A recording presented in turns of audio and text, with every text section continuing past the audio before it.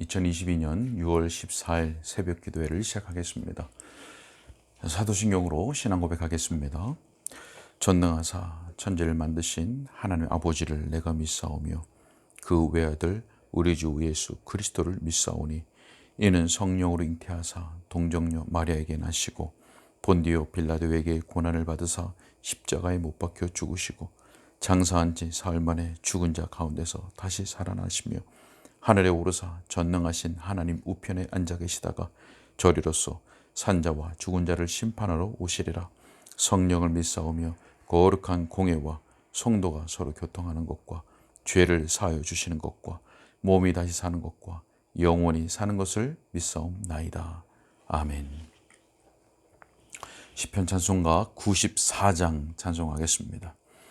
시편 46편 1절로 7절 말씀을 가사로 지은 94장 찬송, 시편 찬송가 94장 1절, 2절, 4절, 6절, 4절 찬송하겠습니다.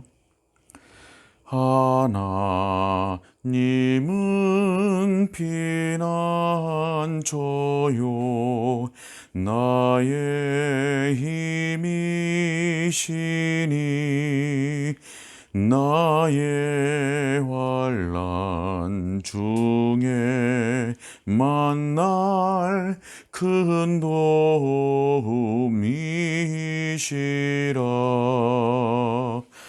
땅과 산이 흔들리어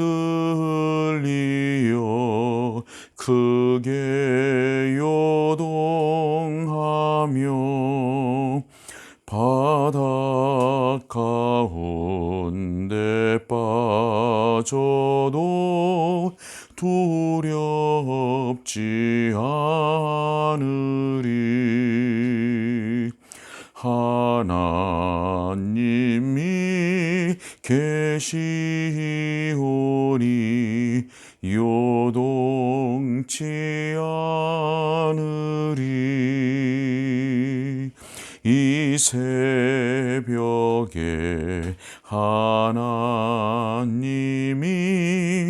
도우실 것이라. 우리와 함께 하시는 만국의 여호와 그는 우리의 피난처 야곱의 하나님. 아멘. 하나님의 말씀 출애굽기 6장 1절부터 5절까지의 말씀을 읽겠습니다. 출애굽기 6장 1절부터 5절까지의 말씀을 제가 읽겠습니다. 여호와께서 모세에게 이르시되 이제 내가 바로에게 하는 일을 네가 보리라. 강한 손으로 말미암아 바로가 그들을 보내니라. 강한 손으로 말미암아 바로가 그들을 그의 땅에서 쫓아내리라. 하나님이 모세에게 말씀하여 이르시되 나는 여호와이니라. 내가 아브라함과 이삭과 야곱에게 전능의 하나님으로 나타났으나 나의 이름을 여호와로는 그들에게 알리지 아니하였고 가나안 땅 곧 그들이 거류하는 땅을 그들에게 주기로 그들과 언약하였더니 이제 애굽 사람이 종으로 삼은 이스라엘 자손의 신음 소리를 내가 듣고 나의 언약을 기억하노라. 아멘. 여러분, 우리가 지난 시간에 살펴봤던 5장은 모세가 하나님 앞에 나아가서 자신의 그 아프고 상한 마음을 쏟아놓는 장면으로 끝이 났습니다. 여러분, 어떤 일이 있었길래 모세가 하나님 앞에 그렇게 했습니까?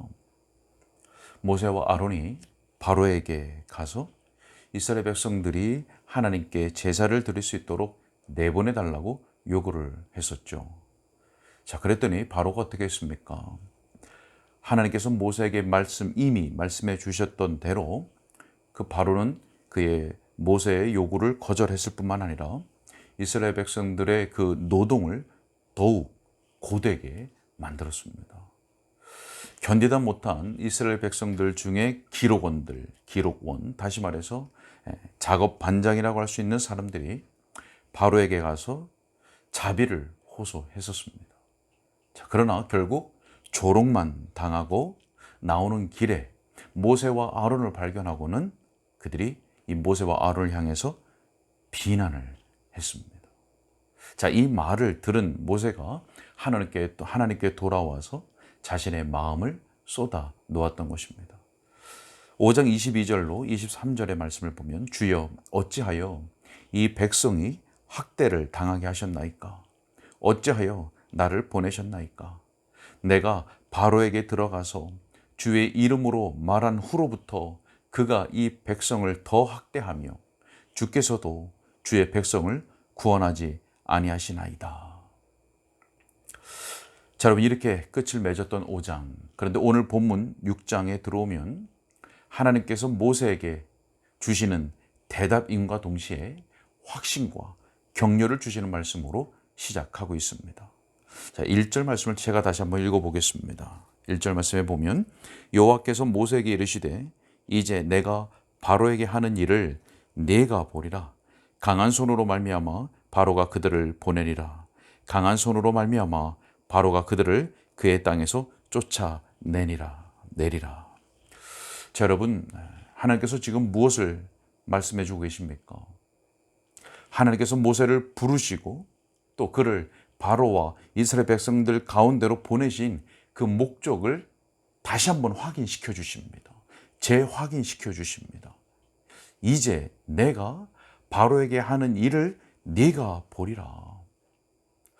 자, 여러분, 그런데 어떻습니까? 상황이 어떻습니까? 바뀐 게 있습니까? 바로는 여전히 이스라엘을 보내지 않을 것이라고 고집하고 있고, 이스라엘 백성들은 모세와 아론 때문에 자기들에게 화가 미친 것이라고 생각하고 그래서 원망하고 있는 상황입니다. 자, 그러나 여러분 어떻습니까? 모세와 아론, 모세는 놀라거나 낙심할 필요가 없습니다. 왜 그렇습니까?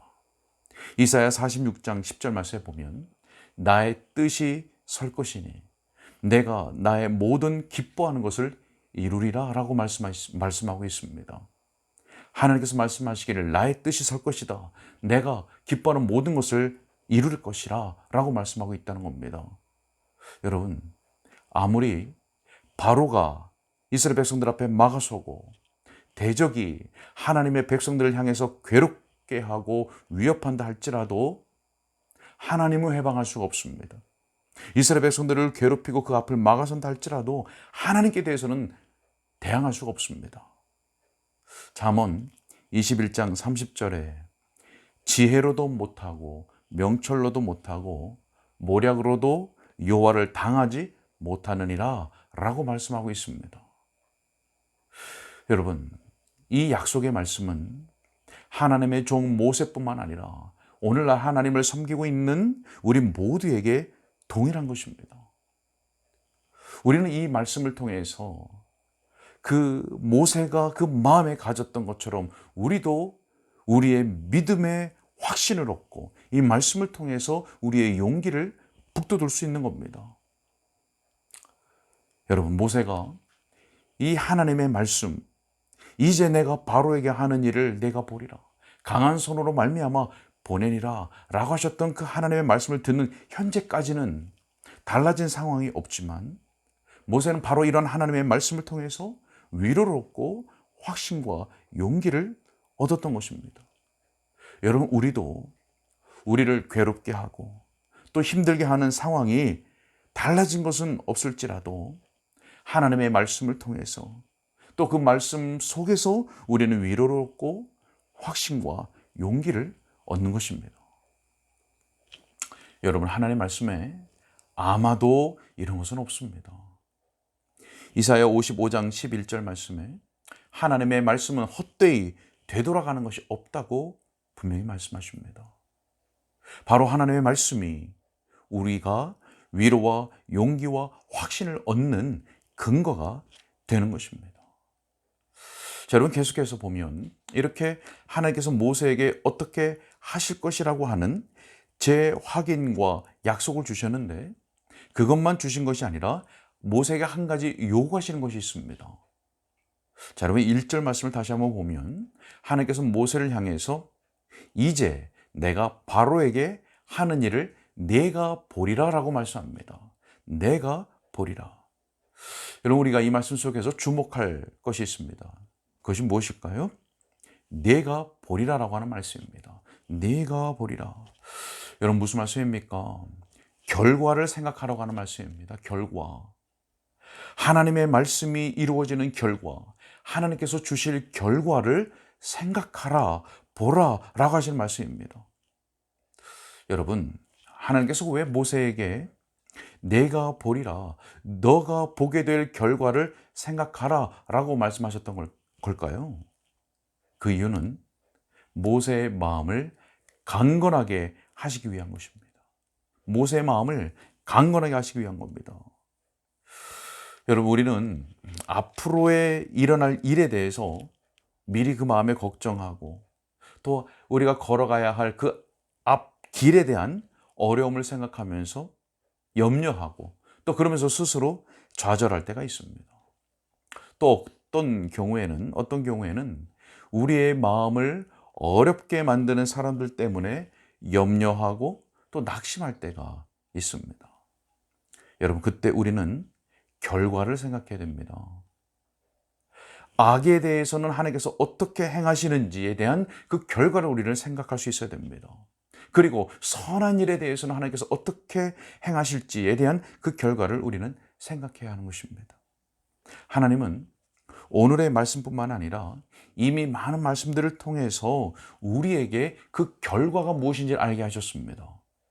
로마서 16장 20절 말씀에 보면 평강의 하나님께서 속히 사탄을 너희 발 아래에서 상하게 하시리라 라고 말씀하셨습니다. 여러분 우리는 하나님의 말씀들 속에서 자기 백성들을 향한 그리고 자기 자녀들을 향하신 그 선한 결과를 어떻게 주실지를 우리가 생각하는 가운데 그 속에서 우리는 평안을 얻고 그 평안을 누릴 수 있어야 할 것입니다. 자, 여러분 계속해서 2절의 말씀을 보면 하나님께서 모세에게 여호와라고 하는 자신의 이름을 알려주시면서 3절에서 이렇게 말씀하십니다. 내가 아브라함과 이삭과 야곱에게 전능의 하나님으로 나타났으나 나의 이름을 여호와로는 그들에게 알리지 아니하였고. 자, 여러분 그런데 사실 이 아브라함은 여호와라고 하는 하나님의 이름을 알고 있었습니다. 창세기 13장 4절 말씀에 보면 그가 여호와의 이름을 불렀더라라고 기록하고 있습니다. 또 이삭에 관해서도 마찬가지입니다. 여호와의 이름을 부르며라고 창세기 26장 25절에 말씀하고 있습니다. 마찬가지로 야곱에 관해서도 창세기 32장 9절에 여호와란 이름을 알고 있었던 것으로 성경 기록하고 있습니다. 여러분 그렇다면 하나님께서 나의 이름을 여호와로는 그들에게 알리지 아니했다라고 하신 그 말씀의 의미는 무엇일까요? 분명히 아브라함과 이삭과 야곱은 여호와라는 이름을 알고 있었는데 왜 하나님은 그들에게 여호와라는 이름을 알리지 아니했다고 말씀하시는 걸까? 분명히 의도와 목적이 있으셨을 것입니다. 자, 우리는 오늘 본문에 나타나고 있는 두 단어를 통해서 하나님께서 이렇게 말씀하신 그 말씀의 의미가 무엇인지를 추론해 볼 수가 있습니다. 자, 먼저는 3절 말씀에 보면 전능의 하나님으로 나타났으나 라고 말씀하고 있습니다. 자, 여러분 무슨 말씀인가 하면 아브라함과 이삭과 야곱이 여호와라고 하는 그 하나님의 이름을 알고 있었지만 하나님을 어떻게 알고 있었다는 겁니까? 하나님을 창조자 하나님, 능력의 하나님, 전능의 하나님으로 알고 있었다는 겁니다. 자, 그런데 이제 하나님은 그의 열조가 알지 못했던 그 하나님을 후손들이 알기를 원하고 계시다는 겁니다. 열조는 몰랐던 하나님을 이제 그 후손들은 알기를 바란다는 겁니다. 자, 어떠한 하나님으로 알기를 원하셨을까요? 자, 4절 말씀에 보면 그들과 언약하였더니 라고 말씀하고 있습니다. 또 5절에 가서 보니까 나의 언약을 기억하노라 라고 말씀하고 있습니다. 무슨 말씀입니까? 자기 백성과 맺으신 그 언약과 관련해서 언약에 신실하신 하나님으로 그 언약을 기억하시고 그 언약을 신실하게 이행하시는 하나님으로 알리시기를 하나님 원하고 계시다는 겁니다. 족장들의 후손들이 이제는 그러한 하나님, 언약에 신실하신 하나님으로 알기를 원하셨다고 하는 겁니다. 여러분, 이 하나님의 말씀, 이 하나님의 의도를 통해서 우리가 알 수 있는 것은 무엇입니까? 여러분, 하나님은 지금 모세가 가질 수 있는 그 확신의 근거가 어디에 있는지를 되새기도록 하시는 겁니다. 언약의 그 확신의 근거가. 여러분, 확신의 근거가 어디 있습니까? 자기 백성과 맺으신 그 언약을 신실하게 이행하시는 하나님께 그 확신의 근거가 있다고 하는 겁니다. 여러분, 일이 잘 되어 간다고 해서 그 잘 되어 가고 있는 상황에 확신의 근거가 있는 것이 아닙니다. 또 말 잘하는 그 아론이 있다고 해서 그 아론에게 확신의 근거가 있는 것이 아닙니다. 바로 언약한 그 약속을 신실하게 이루어 가시는 미쁘신 그 하나님께 확신의 근거가 있다고 하는 겁니다. 여러분, 하나님은 가나안 땅을 그들에게 주겠다고 자신이 맺으신 그 언약을 신실하게 이행하실 것입니다. 그렇다고 한다면 바로가 이스라엘 백성들을 계속해서 노예로 잡아두는 것은 불가능한 겁니다. 왜요? 하나님께서 그 언약을 신실하게 이행하실 것이기 때문에 그렇습니다. 여러분, 그렇다고 한다면 바로와 애굽 사람들이 지금 어떻게 행동한다 해도 모세는 겁내거나 염려하거나 낙심할 필요가 없는 것입니다. 왜 그렇습니까? 언약에 신실하신 하나님께서 반드시 그 언약을 이행하실 것이기 때문에 그렇습니다. 여러분, 우리는 어떻습니까? 우리 성도는 하나님의 언약 백성이지 않습니까? 성도는 오직 은혜로 받아들여진 은혜의 언약 안에 있는 백성, 결코 취소될 수 없도록 그리스도의 그 영원한 피로 인치심을 받고 성령의 보증으로 말미암아 인치심을 받은 하나님의 언약 백성이 바로 우리 성도들 아닙니까? 히브리서 13장 20절 말씀에 우리 주 예수를 영원한 언약의 피로 죽은 자 가운데서 이끌어내신 평강의 하나님이라고 말씀하고 있습니다. 우리 주 예수를 영원한 언약의 피로 죽은 자 가운데서 이끌어내신 평강의 하나님. 여러분, 오늘 출애굽기 본문 5절에는 이렇게 말씀합니다. 이제 애굽 사람이 종으로 삼은 이스라엘 자손의 신음소리를 내가 듣고 나의 언약을 기억하노라. 여러분, 언약에 신실하신 하나님은 그 언약 백성인 이스라엘의 신음소리에 무관심하지 않으셨습니다. 결코 무관심하지 않으셨습니다. 하나님은 그들의 신음하는 소리를 들으셨습니다. 사랑하는 여러분, 우리 가운데 육신과 마음에 어려운 일을 당하고 있는 분이 있습니까? 또 그 일이 오랫동안 지속되고 있는 분들이 있습니까?